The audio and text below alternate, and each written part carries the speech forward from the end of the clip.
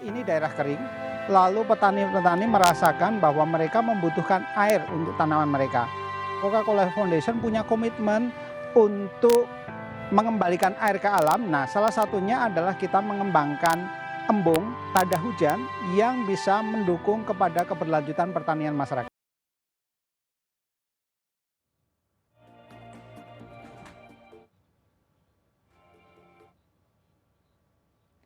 Anda kembali menyaksikan webinar CNBC Indonesia, Konservasi Air dan Ekonomi Jawa, dan masih bersama saya Syarifah Rahma. Dan tadi dia itu testimoni terkait dengan keberadaan embung Grigak di Kabupaten Gunung Kidul, Provinsi Daerah Istimewa Yogyakarta. Dan kita akan sambungkan kembali dialog kita bersama dengan Wakil Gubernur Jawa Tengah, Taj Yassin Maimun, ataupun juga Gus Yassin, dan juga Direktur Air dan Tanah, serta Air Baku, Direktorat Jenderal Sumber Daya Air Kementerian Pekerjaan Umum dan Perumahan Rakyat, Bapak Iriandi Azwartika, serta Pak Triyono Priyosusilo selaku Ketua Pelaksana Coca-Cola Foundation Indonesia. Dan kita lanjutkan kembali dialog kita. Saya akan ke Pak Tri terlebih dahulu. Pak Tri, kenapa daerah yang dipilih ini salah satunya adalah di daerah Jawa Tengah nih Pak? Apa yang dilihat oleh Coca-Cola Foundation di kawasan tersebut? Oke, baik. Nah, memang pemilihan lokasi menurut kami juga cukup penting karena memang kita lihat tentunya adalah dampak dari sisi program yang nantinya kami lakukan tersebut. Jadi kalau kita lihat memang tentunya di Jawa penduduknya cukup banyak, Jawa Tengah juga salah satunya. Kami juga mempunyai fasilitas produksi di Jawa Tengah, jadi tentunya kami sebagai warga Jawa Tengah juga berusaha berpikir untuk bagaimana kita bisa membantu teman-teman di Jawa Tengah. Dan kami lihat memang di Jawa Tengah ini ternyata masih ada titik-titik yang mungkin kami bisa berperan. Sehingga disitulah sebenarnya kita lihat potensinya dari situ, Pak. Jadi bagaimana kita melihat dampak dari satu program ini, apakah dia bisa memberikan manfaat kepada masyarakat. Sehingga disitulah kemudian kita berdiskusi dengan teman-teman LSM lokal yang memang menjadi mitra kami. Dan juga berdiskusi dengan masyarakat sekitar, bagaimana kalau kita bikin program misalnya seperti embung ataupun sumber resapan, apakah itu bisa diterima dan kemudian bagaimana manfaatnya. Karena dari sisi program itu yang utama selain memang teknologinya mungkin membangun infrastruktur Mbak, tentunya juga perlu peran serta dari masyarakat dan juga mungkin pemerintah lokal sendiri. Gitu. Bagaimana mereka bisa menerima ini suatu program dan juga manfaatnya bisa diterima dengan baik. Masyarakat tentunya kita harapkan selain nantinya mereka menerima manfaat, tapi mereka juga kita harapkan bisa mengelola infrastruktur yang sudah dibangun. Jadi misalnya embungnya maupun sumber resapannya, kami harapkan setelah ini jadi nantinya mereka bisa membantu menjaga sehingga manfaatnya bisa tetap terasa bertahun-tahun kemudian ke depan. Nah inilah sehingga kami lihat itu menjadi salah satu kriteria dasar bagaimana kami memilih lokasi. Tentunya adalah ketepatan dari sisi kondisi di mana lokasi tersebut memang butuh air, masyarakatnya bisa menerima, ya, masyarakatnya mendukung, pemerintah lokalnya pun demikian. Dan disitulah kita lihat inilah sinergi yang paling pasnya, Mbak. Oke, sinergi yang paling pas begitu ya, memang diperlukan dari berbagai pihak untuk penyelesaian masalah terkait dengan kekeringan ini. Dan saya akan beralih ke Gus Yassin begitu ya. Gus Yassin, sebetulnya saya juga pernah begitu mengalami satu liputan ketika di mana saat itu saya juga harus mengikuti satu masyarakat yang sangat terdampak dengan kekeringan begitu, harus jalan berpuluh-puluh kilometer, kemudian juga menuruni tebing begitu dengan seutas bambu saja saat itu. Sebetulnya kalau kita lihat memang dampak dari kekeringan ini yang sangat terpengaruh ataupun juga yang paling terdampak adalah masyarakat yang memang menengah ke bawah begitu. Nah, kalau kita lihat memang dari adanya kekeringan sebetulnya berapa besar sih potensi ekonomi yang mungkin bisa kita katakan ikut terkerek turun begitu dengan adanya bencana kekeringan ini? Ya, terima kasih Mbak Syarifira.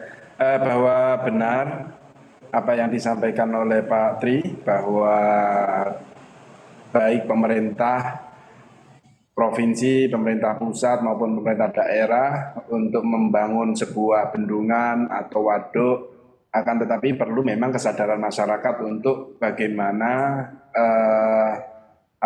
mengelola waduk tersebut. Kita ketahui di Jawa Tengah itu kalau kita melihat ya dari tahun ke tahun, khususnya ada di Kabupaten Kudus, ada di Kabupaten Pati, dan sekitarnya. Ketika musim kemarau banyak daerah-daerah itu kekeringan. Akan tetapi ketika musim penghujan, itu mereka selalu mengeluh kebanjiran. Dan setiap tahun kami meninjau kebanjiran tersebut. Artinya Di sini perlu ada sistem yang perlu kita petakan. bukan hanya kemarau atau kekeringan yang membuat dampak ekonomi itu merosot, bahkan ketika kita tidak mau revitalisasi apa yang potensi air itu dikelola dengan baik, juga dampak dari kebanjiran. Beberapa sawah juga akan terkena.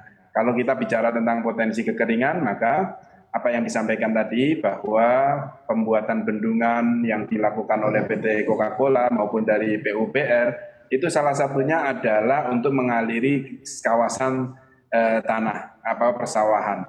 Dampak itu pasti sangat tinggi.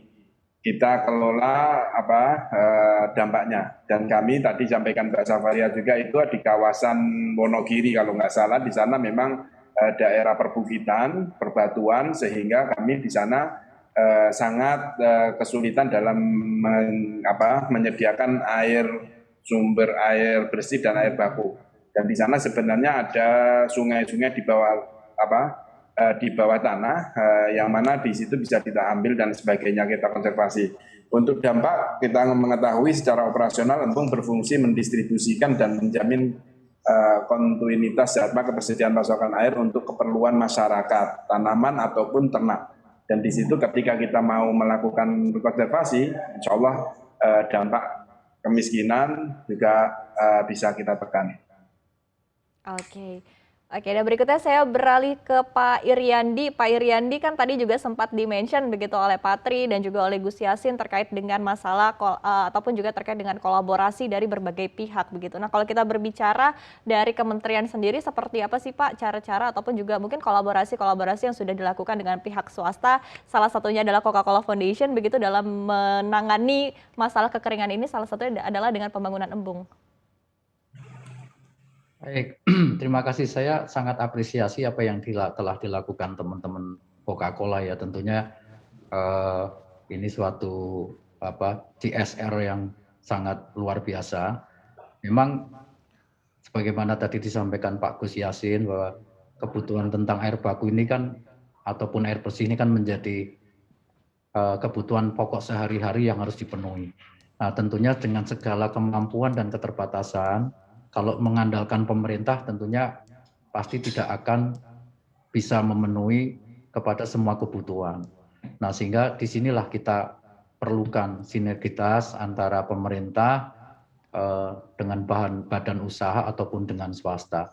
Saya kira peran dari PT Coca-Cola yang sudah sedemikian eksis, sudah membangun sejumlah ini perlu sangat diapresiasi dan tentunya didorong untuk teman-teman dari pihak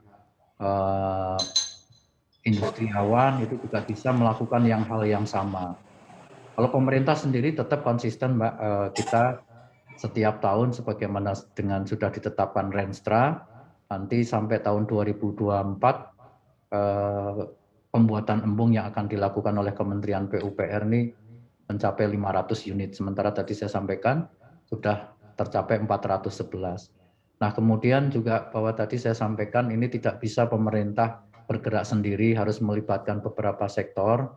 Nah, tentunya kita juga sudah punya suatu wadah yang namanya GNKPA. Ya, GNKPA itu Gerakan Nasional Kemitraan Penyelamatan Air.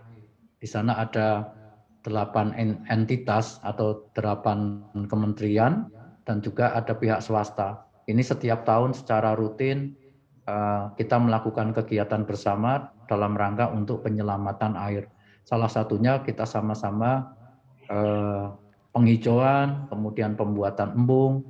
Dan embung ini tidak hanya dibuat oleh Kementerian PUPR, setahu saya teman-teman dari Kementerian Pertanian ini juga melaksanakan pembuatan embung. Jadi semuanya bergerak bersama-sama secara masif untuk bisa memenuhi kebutuhan pokok yang mendasar bagi masyarakat, khususnya kepada masyarakat-masyarakat yang tentunya tadi disampaikan oleh Mbak Alma, ada masyarakat yang pada suatu kondisi tertentu harus mencari air sampai harus jalan berkilo-kilo. Nah, ini menjadi konsen kita bersama untuk bisa menyiapkan ataupun memenuhi kebutuhan mereka sehari-hari.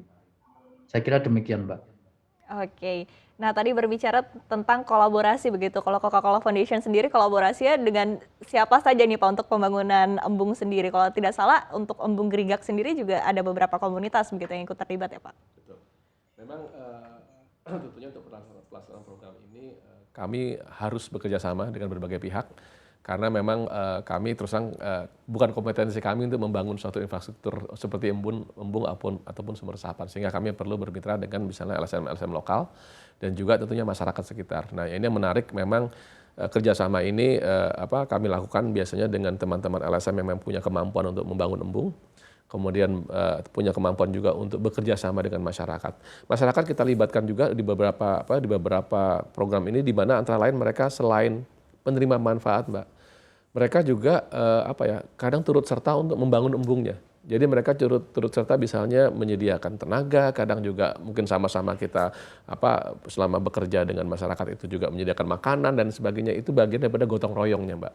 Jadi memang kita perlu bekerja sama dengan seluruh masyarakat, seluruh pemangku kepentingan, pemerintah lokal pun untuk dilibatkan karena mereka juga yang bisa melihat kebijakan secara lebih besar di daerah tersebut. Jadi memang sukses atau tidaknya suatu program itu sangat bergantung bagaimana kami bisa bermitra dengan teman-teman di lokasi. Ya itu tadi LSM lokal yang menjadi mitra sendiri, mitra utama yang menjadi memastikan bahwa pelaksanaan terlaksana masyarakat, dan juga kadang di beberapa titik kami juga bekerja sama dengan mitra lain yang misalnya seperti USAID, itu juga kami lakukan. Jadi berbagai macam mitra-mitra yang kami coba reach out, Mbak. Coba gitu ya. Dan memang tadi yang menarik adalah berarti masyarakat lokal juga sangat excited dan sangat mengapresiasi begitu ya Pak ada pembangunan embung ini ya. Betul, Mbak. Karena memang kita ngelihat memang keterlibatan masyarakat untuk ikut serta membangun itu menjadikan akan membangun kepedulian dan juga rasa kepemilikan, Mbak.